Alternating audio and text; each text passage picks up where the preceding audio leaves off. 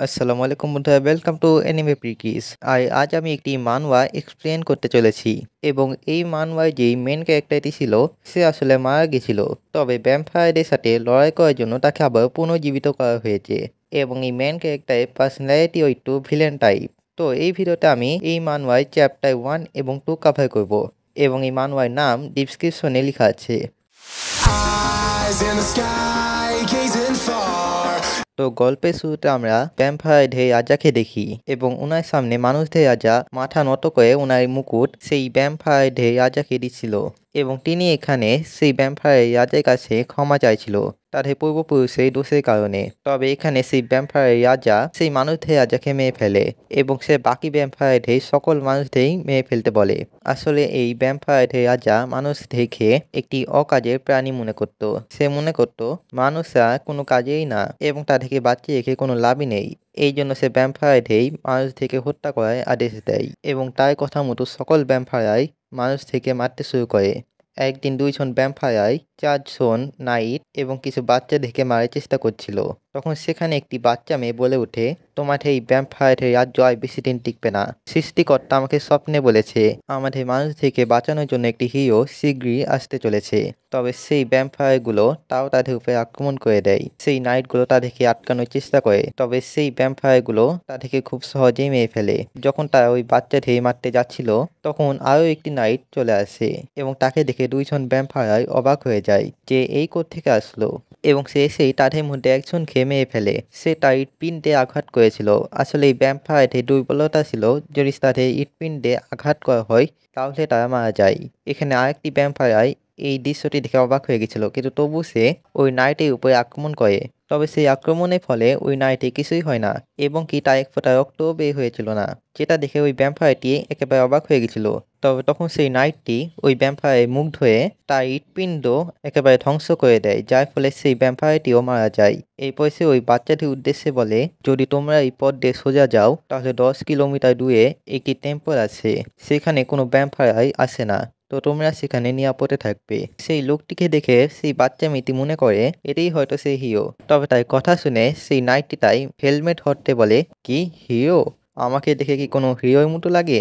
এবং তার মুখ পুরোপুরি একটি জম্বির মতো ছিল এবং এই দৃশ্য দেখে সেই বাচ্চাগুলো ভয় পেয়ে সেখান থেকে চলে যায়। এরপর আমাদের ওটিতে সিন দেখানো হয়, যেখানে আমাদের দুইজন মানুষকে দেখানো হয় যারা অদ্ভুত ধরনের মুখোশ পরেছিল।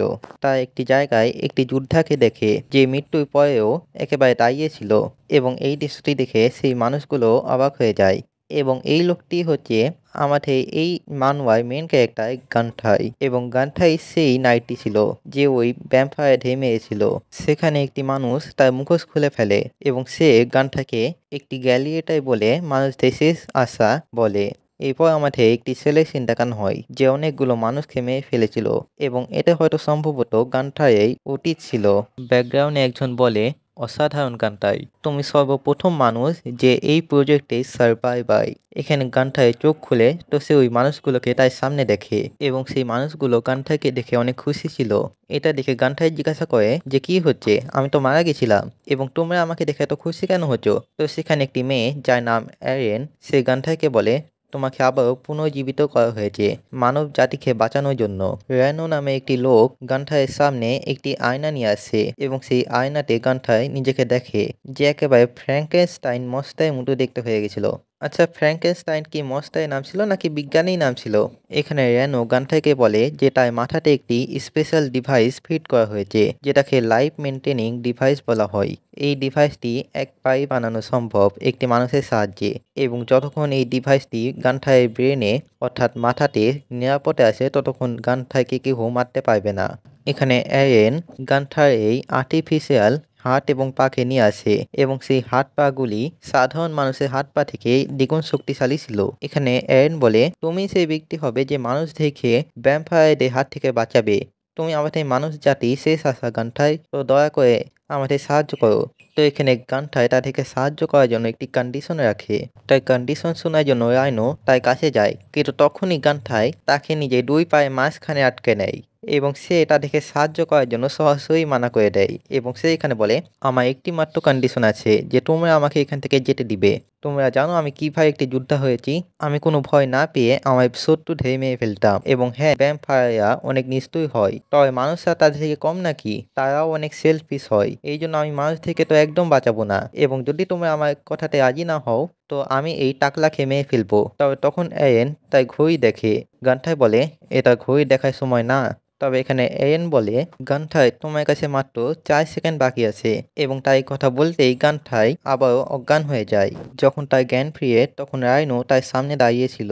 গান্থার জিজ্ঞাসা করে, এইমাত্র এটা কি হয়েছিল? তো এখানে রাইনো বলে, এই পৃথিবীতে সকল জীবিত প্রাণী দেখে নড়াচড়া করার জন্য শক্তি লাগে, এবং তোমার ক্ষেত্রেও বিষয়টি সেম। তবে তোমাকে নড়াচড়া করার জন্য একটি জীবিত মানুষের এই শক্তির প্রয়োজন হয়। এখানে গান্থার দেখে যে তার মাথাতে যেই ডিভাইসটি আছে সেটা এরেনের মাধ্যমে কাইন্ড অফ চার্জ হচ্ছে। এরপর এরেন বলা শুরু করে, যখন এই ডিভাইসটি তোমার সাথে কানেক্টেড হয় তখন তোমার লাইফ মেনটেনিং ডিভাইসের মাধ্যমে তুমি বেঁচে থাকতে পারো। তবে যখন এই ডিভাইসটি আমাদের থেকে আলাদা হবে তখন তোমার টাইম লিমিট শুরু হয়ে যাবে, এবং তোমার টাইম লিমিট হচ্ছে 2 ঘন্টা। এটা শুনে গান্থার বলে, কি 2 ঘন্টা? 2 ঘন্টাতে আমি কি? এখানে রাইনো বলে, আমরা মানব জাতিকে বাঁচিয়ে রাখার জন্য একটি ডিভাইস বানাচ্ছিলাম, এবং আমরা এই ডিভাইসটি এমন মানুষের শরীরে ফিট করেছি যাতে বডিতে লাইফ ফোর্স প্রোডাইস করার মতো পাওয়ার আছে। আমরা 100 জনের সাথে এই এক্সপেরিমেন্টটি করেছিলাম, তবে তাদের মধ্যে শুধু একজনই বেঁচে গেছিল, এবং সে হচ্ছে এরেন। অর্থাৎ যদি তুমি বেঁচে থাকতে চাও তো এরেনকেও বেঁচে থাকতে হবে, না হলে তুমি নিজেই লাইফ সাপ্লাই পাবে না। দেখো, এখন তোমার কাছে 2টি উপায় আছে।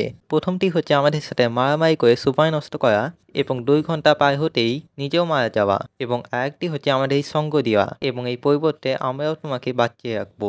তবে তখন একটি মানুষ তাদের রুমে ঢুকে এবং সে বলে, স্যার একটি সমস্যা হয়েছে। ভ্যাম্পায়ার 2 জন ভ্যাম্পায়ার সেই রুমে ঢুকে পড়ে, এবং তাদের মধ্যে একজন এখানে বলে, মিস্টার বেঙ্গাল আমাদের এখানে পাঠিয়েছে। তিনি আমাদের বলেছেন তোমরা যত সুন্দর মানুষ পাও তাদেরকে ধরে আমার কাছে নিয়ে আসো, এবং দেখে তো মনে হচ্ছে এখানে আমাদের কাছের মতো মানুষ আছে। তো বন্ধুরা, এই সাথে আজকের চ্যাপ্টার শেষ হয়ে যায়। আশা করি আপনাদের এই মানওয়াটি ভালো লেগেছে। যদি ভালো লেগে থাকে তাহলে লাইক করবেন, শেয়ার করবেন, কমেন্ট করে জানাবেন আমি এই মানওয়াটি কন্টিনিউ করবো কিনা। চ্যানেলে নতুন হলে সাবস্ক্রাইব করে পাশে থাকা বেল আইকনটি অন করে দিবেন। দেখা হচ্ছে পরে, বাই, আল্লাহ হাফিজ।